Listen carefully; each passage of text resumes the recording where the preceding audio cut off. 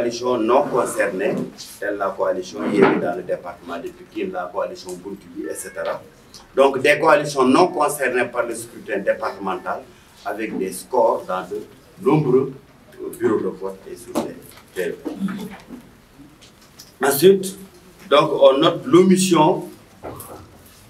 de coalitions régulièrement partantes pour le scrutin départemental sur certains procès verbaux. On note également, comme autre source de fraude électorale, donc la substitution de coalitions régulièrement partantes pour le scrutin départemental par d'autres coalitions qui n'étaient pas concernées par le scrutin départemental. La plupart de ces irrégularités concernent un total des suffrages de 12 943 voix qui ont permis, évidemment, de faire basculer la victoire de la coalition Wallu vers Benno Bokk Yakaar. Et elles ont été pour l'essentiel concentrées dans les communes de Pikine Nord, de Pikine Est, de Mbao et de Dalifort. Par ailleurs, par constat d'huissier, il a été décelé des votes frauduleux des personnes avec des cartes d'électeurs non retirées au niveau des commissions de dissolution. Enfin, on note également, comme source de fraude électorale, qu'au deuxième jour des travaux, la composition des membres de la commission départementale de recensement des votes a été illégalement modifiée pour être scindée en deux sous-commissions. La sous-commission de recensement des votes des communes et la sous-commission de recensement des votes de la ville qui a été confiée à un assesseur, écartant ainsi le président de la commission départementale de recensement des votes qui avait été régulièrement nommé par le président de la cour d'appel. Et la commission qui s'occupe de la ville est désormais confiée, donc est confinée seulement au recensement pour les communes. L'ensemble de ces irrégularités ont été mentionnées sur le procès verbal de la commission départementale de recensement des votes et un recours en annulation de tous les PV où ces irrégularités ont été constatées a été requis auprès de la cour d'appel, qui à ce jour a vidé la presque totalité des recours relatifs aux élections locales, à l'exception notable de celle de la ville de Pikine et de la commune de Pikine. Et c'est pourquoi la grande coalition Wallu Sénégal demande à la cour d'appel de dire le droit dans ce dossier en dehors de toute pression du pouvoir politique. Nous avons initié des marches. Une marche sera encore organisée demain par les jeunes de l'opposition de Pikine à partir de 16 h, à partir donc du rond-point d'Hexaco, pour que le droit soit dit et que le droit soit bien dit. Je vous remercie.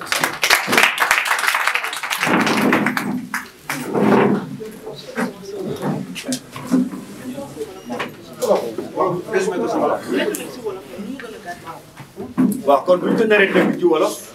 dañuy ñun bi ñu defee compilation maanaam saytu procès verbaux yi nga xam ne ñoom ñooy jógee ci bureau de vote dañoo gis ni coalition Wallu jiitoon na coalition Benno Bokk Yaakaar lu ëpp ñaari junni baat wante ñu gis ni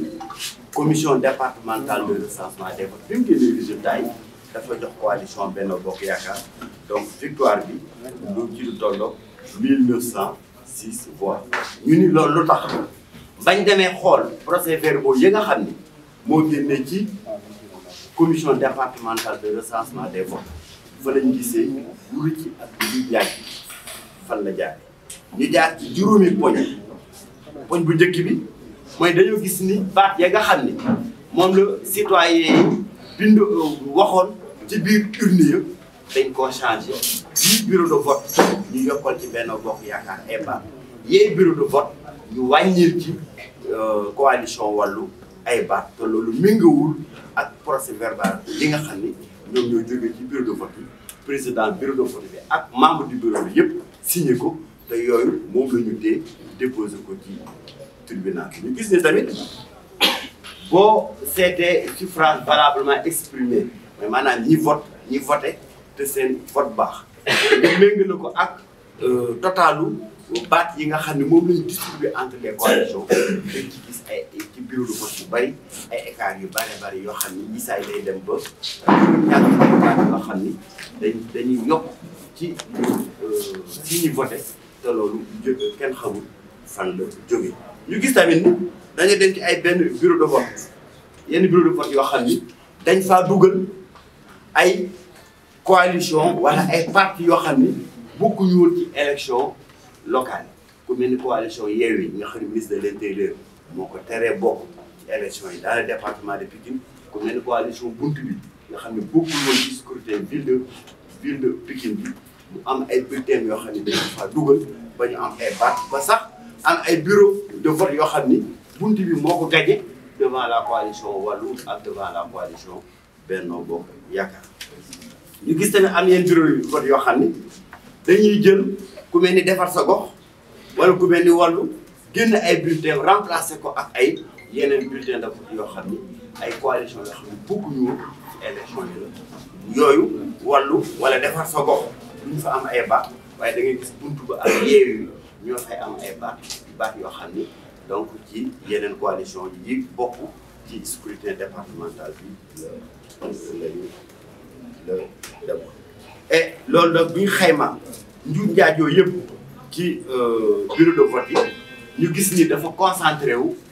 ci ñeenti communes yoo xam ni fa la ñu organiser njuuj njaaj ak wuruj muy commune Pikine Nord moo ci jiitu commune Mbao topp ci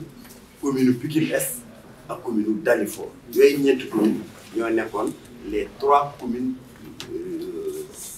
centrales donc pour organiser donc les irrégularités ci scrutin départemental. Enfin mu am aussi li ñu jaaxal mooy commission départementale bi président cour d'appel mooy nommé président ba war a saytu liggéey. ñu ba ñu liggéey ba ci 2e jour dañoo tas commission départementale bi def ko ñaar ka nga xam ne moom la président cour d'appel bi nommé woon ñu ko yow toppatoo commune bi ñu jël benn assesseur am boo xam ni warut a présider ñu ko yow yaay saytu li nga xam ne mooy vote yu jógee ci ville de Pikine ñu jàpp ni loolu déjà normalul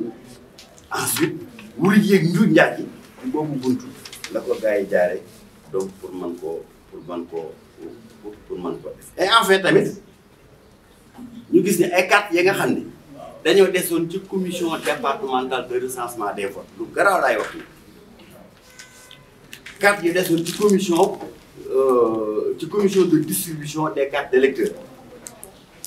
nga xam ne sous-préfet daf ko waroon a denc ci biir bureau mu am ay ndaw yoo xam ni dañ leen a jox yooyu carte ñu voté ko te yooyu ndaw dañoo nungu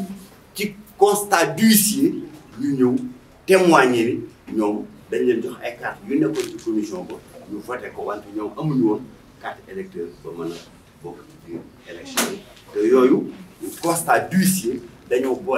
boole versé ko ci dossier bi nga xam ni dañ ko déposé tribunal nag